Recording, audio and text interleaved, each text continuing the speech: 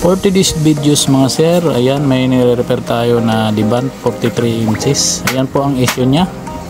Ayan po, ayan oh, lumalabas, may bar lines, tapos nag-i-stack yung logo nya. Ayan po, ayan, gagawin po natin yan mga sir.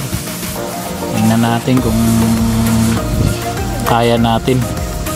Ayan mga sir, so stay tuned lang kayo. Tingnan natin kung magawa natin. Yan, upon checking mga sir, yan ang problema nya is na low voltage po. Yan oh.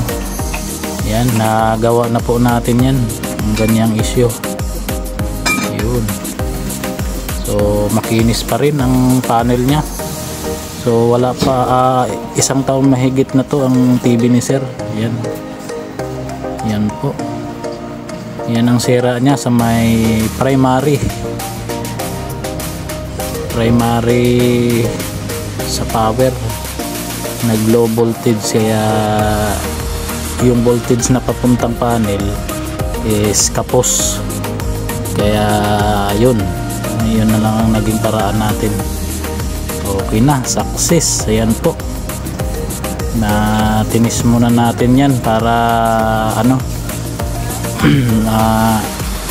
sure ball ang gawa natin. Ayan, shout out kay Bay. Yan Bay, shout out. Yun, okay, napabilib si Bay, okay na raw yung TV.